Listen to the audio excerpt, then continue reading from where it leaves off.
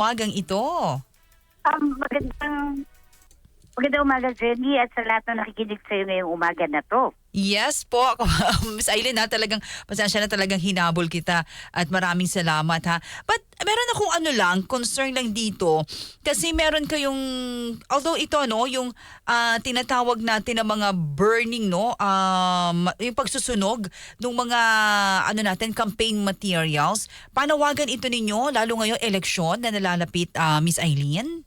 Yes, oo, kasi nakita natin, Miss Jenny, no, na ang karamihan ng mga campaign for paraphernalia ngayon ay kung hindi plastic, tarpaulin. Correct, Gawa correct. din naman sa plastic, no? Di ba bawal nga yun? Yes, bawal ang pagsusunog as per RA 9003, no? Pero syempre, ang pinakamas mahigit na dapat isipin na ating mga kababayan, yung masakit, no? Masakit sa dibdib pagka nakakaamoy ka ng mga usok, lalo na yung nagsusunog mula sa plastic, Ako nga, di ba yung mga dahon lang dyan, kapag ka nagsisiga, umiiwas ako dahil yung amoy, Miss Aileen. Totoo, di lalo na kapag tarpaulin yung sinusunog mo, no, na punong-puno ng chemicals, na nalalanghap natin, no? Parang hindi lang siya hindi lang pang matanda, no, kundi mas may epekto dun sa mga bata na makakaamoy nitong mga sinusunog natin dahil may chemicals, no. Lalo na meron itong cadmium at yung cadmium alam naman natin carcinogenic yan, tapos ibig sabihin ng carcinogenic nakaka-cancer. Yun no? Tapos malinaw yun ha sa ating mga listeners. pa sa kidney. Nakaka-epekto pa sa kidney, no? So, wag na po nating antayin na tayo ay maging biktima at makaranas ng pagdadialysis, no? Kasi dahil lang din sa ating mga sinusunog na hindi natin alam, meron palang taglay na chemical. No? Paano yun? Kaming mga botante tayo, mga botante, netizens, mga kababayan natin, paano tayo makakatulong o paano natin maibibigay yung tamang impormasyon at serbisyo para dito sa ating panawagang ito? Ang tamang-tami lang natin na pwedeng magawa, no? Una ay huwag niyo pong kukolektahin o kukunin yung mga tarpaulin na meron diyan sa paligid niyo, no? Kung gusto niyo naman na yan ay kung yan ay malaki at gusto niyo naman gawing trapal ay pwede naman po ninyong gawing trapal, no? Basta siya ay nandoon sa labas ng bahay, no? Huwag nang gamitin sa loob kasi yung mga, lalo na kung yan ay lalagyan mo ng, yung iba kasi pinapatong pa sa mesa, ginagawang tablecloth, no? So, wag po kasi yan ay, pag naiinitan, ay mas lalo naglilit yung chemicals, no? Kaya kung gagamitin, maganda sa labas na lamang. Para nahahanginan, na hindi na nakukuha, no? Nawawala yung amoy, kumbaga, pagka nakalantad talaga siya sa labas. Usually pag ganyan, Miss Aileen, lalo yung mga nanay natin, pag may nakita yung nagagawang trapal, anong pwedeng gawin sa mga plastic na yun instead of sunugin?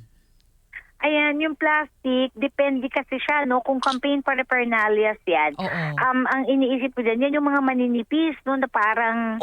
di ba yung mga nakabanderitas, di ba? Nakabanderitas, totoo. So, eventually, wala ka talaga magagawa. So, kasi kung yan ay nakabanderitas at yan ay nakadadadlag, wala ka talaga magagawa kasi mapupunit siya. Tapos wala na siya silbi kung hindi basura.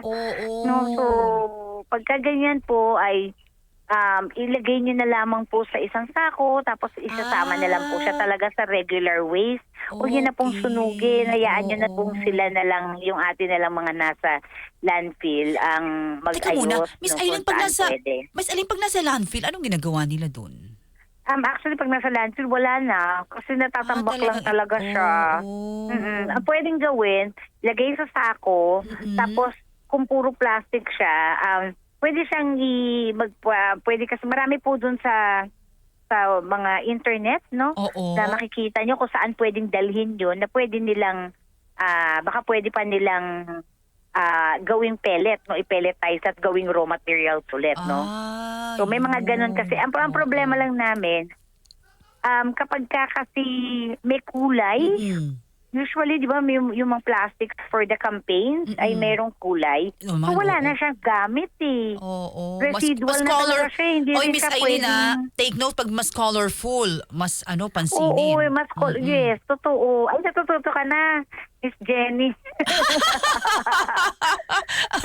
Salamat, Miss Aileen. Oh, mas colorful totoo, mas colorful, mas Oo. mas delikado kasi punong-puno Oo. siya ng chemical. Yun Tapos na.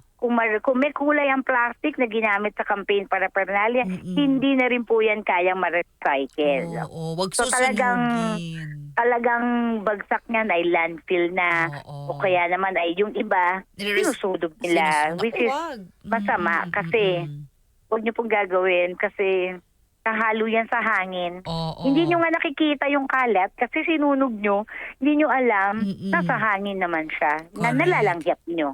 Sabi ni batchmate Teresa Goles na nanood ngayon, sabi ni batchmate Teresa, Miss Aileen, dapat concern dito din yung mga tumatakbo sa eleksyon, 'di ba? Pagkatapos ng mga nakasabit diyan, paglilinisin nila silang magtapon, 'di ba? Sa tamang Totoo. pagbasbasurahan. Totoo po, ang Eco Waste Coalition ng COMELEC ay lagi nagpapaalala sa ating mga kandidato, no? Katunayan ang COMELEC ay naglabas na ng COMELEC resolution, no? Para doon sa pag-guide doon sa mga kandidato natin na ang gamitin lamang ay yung recyclable materials, no? Para sa pangangampanya nila, no? Oo. Kaya kung matandaan nyo, nung nakaraang parang first few weeks nung kampanyahan, nagbaklas talaga itong mga natin, na mga sipag. taga-COMELEC natin ng may plastic at tarpaulin di ba? So, yun. So ang ating mga kababayan, Nako. kailangan ay picturean nyo po pagka meron kayo nakita, padala nyo po sa COMELEC para sila po mismo yung magtawag Nako. ng atensyon doon sa mga kandidato. Number 1 sa atin ngayon is kapaligiran natin at kalusugan. Miss Aileen, sabi dito ni Aling Luella ng Cavite, Radyo Man Jenny, palagi nyo pong dinidiscuss sa program nyo, especially for environment po, yung mga pabango, pampaganda. Meron po bang programa or serbisyo ang Eco Waste about nun sa mga frying pan, yung stick fry pan, yung mga very colorful? Meron ba kayong ganun din ngayon, Miss Aileen? Nakakatuwa naman. Oo. Kasi yung pong latest findings sa Eco Waste Coalition na ibababa po namin sa inyo mga 2 weeks, okay, next week, nag-test kami ng frying pan. Ito ba mga colorful ba to na frying Yes, pan? oo. Yung merong yellow. Tapos, pero meron pang isa na bago ngayon yung PFAS. Oo. Yung fluorochlorinated, no? Yung akala nyo ay yung na Teflon. Oo, Miss Aileen. Yan. So, hindi dapat yun. Kasi, yun, chemical kasi yung Teflon. Yan siya. So pag Oo. nagluto si Aling Luella, si Nanay Luella, epektado yung Makukuha niya niluluto. kagad yun. Oo. Yes. Makukuha niya po kagad yun. Kasi mag-leak. At tapos ang isa pang doon, yung chemical na yun na nilalagay doon sa mga Teflon, nakasama na siya ngayon sa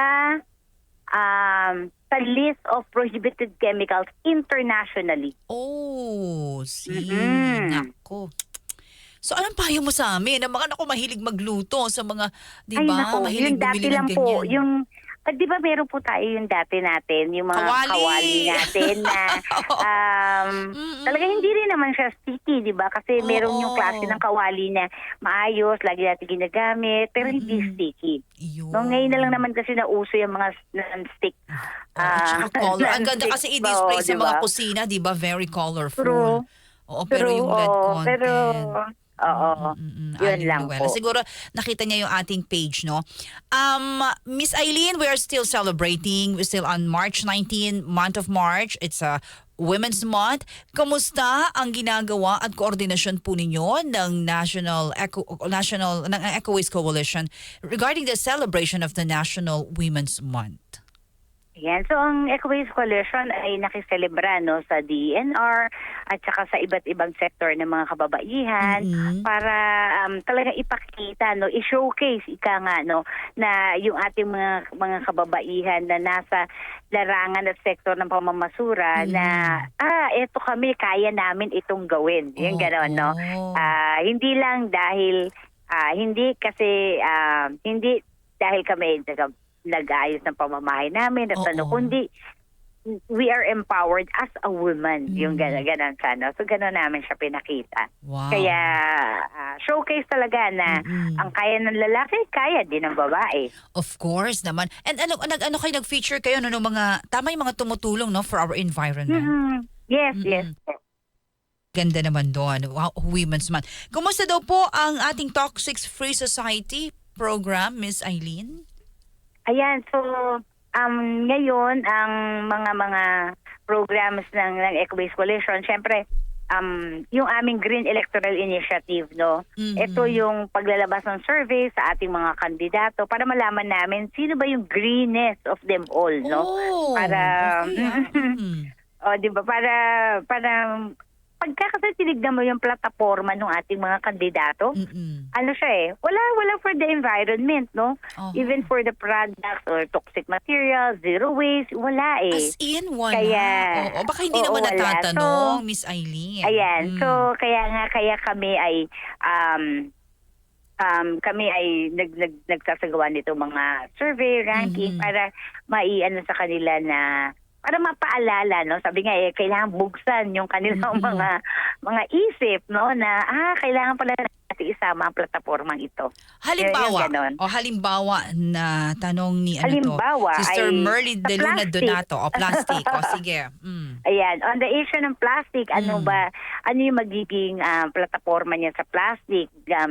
Lalo na ang Pilipinas ay lagi-lagi nababalita na mataas ang contribution sa plastic pollution. So ano yung magiging programa niya? Yung ganon siya. Yun. So yun yung mga tanong. Dalawa lang yan, magkapasa ba siya ng isang legislative bill on plastic o magsasagawa ba siya ng isang programa, magsasuggest ba siya ng programa na inaatasan ng mga korporasyon, na bawasan o may incentive, yung ganon. Maganda yan, that's a good suggestion sa mga botante natin na nakikinig po sa Sentro Serbisyo ng DCXL News. Tanongin nyo, di ba? Anong plataforma nyo, di ba, para sa ating kapaligiran? Lalo ng mga plastic, no? Di ba, Miss Eileen? Tingnan nyo kung anong sagot. Di ba? Maganda yon. So, ano ba? Pero ngayon naman meron pa rin naman, 'di ba? Meron naman yung ating mga tumakbo before and even mga city ordinances, 'di ba? Batas tungkol dito, Miss Eileen. Yes, meron naman. Meron naman ma'am na mga ganong ordinance, no. Kaya kailangan lang i-enhance, tapos nakikita kasi namin na hindi sapat pag-ordinansa lang ng mga syudad kasi hindi nasusunod Hindi nasusunod. Tapos, hindi lang yun yung iba. Kunwari, yung isang lugar may ordinansa, yung sumunod na lugar, wala. Sa sumunod, meron. Isa lang naman daluyan ng kanal. Correct, di ba, no? Ayan. And meron din kayo ngayon, Miss Eileen, nag-test din kayo ng mga pintura, no? O ng programa din natin? Yes po, nagte-test ng Eco Waste Coalition ng mga pintura. So, pwede niyo po i-search yung Eco Waste Coalition Facebook page o kaya website, no? Kasi nandun po nilalagay namin dun yung mga tinetest namin. At i-picture. Yung iba kasi, ayaw nila ng pangalan. Okay. Parang mas madaling ma-identify yung pictures. Yun. Lalo sa mga mamimili, So, kasi, lalo na kung nasa foreign language. Yun Picture lang yung yung tinitingnan. Ito yan. Ganun po. Ito ginagawa natin upang mabigyan ng paalaala, no? Ang ating mga kababayan na may mga pintura na ginagamit na delikado, no? Especially sa ating kapaligiran. Of course, kalusugan. Opo. Mas maganda na maging mag-prevent tayo, no, kaysa dun sa, sabi nga, better be safe than sorry. No, so talagang pinapaalala natin sa handle. Tapos ang mas naapektuhan kasi yung ating mga anak dahil nasa developing stage yung kanilang mga utak, yung kanilang mga senses, no. So, kailangan natin sila protektahan. Yeah. Sabi nga sa eskwelahan man o sa bahay, kailangan protektahan ng ating mga But with so much of our campaign with this, yung mga pintura and everything, sa inyo, tanggapan ninyo ng Eco Waste Coalition, Miss Eileen, personally, na bumababa naman yung mga bilang ng mga hindi sumusuporta dito, no, sa mga delikado, lalo na sa mga pintura o gamit na may lead content. Oo, nakakatuwa kasi yung mga big paint companies natin, no, ngayon ay sumusunod na sila, tapos lahat sila nag-undergo na ng third-party certification. Okay, May makikita na po kayo na safe-led na parang check pag dumaan po sa third-party certification. So, meron na, nagvo-volunteer na sila, nagpaparegister na para nag-ensure na ng certificate na wala silang harmful lead. Yun ang maganda, so, yun po diba? yung pwedeng tignan ng ating mga kababayan po yun, no? Pag kung kayo bibili ng pintura, yung ganyan. Ang kampanya ng Eco Waste Coalition ngayon with regards to pintura ay dun sa mga spray paint. Bakit? Kasi nakita namin ang tataas ng lead. Naku po, yun lang yung talaga. Mga spray paints. Kasi kadalasan hindi naman galing dito sa Pilipinas. So galing sa ibang bansa. Oo. So anong pwedeng payo natin doon from our end, Miss Eileen? Ang payo ng Eco Waste Coalition doon, siyempre kung kaya nyo na i-lessen o kaya wag nang gumamit ng spray paint, no?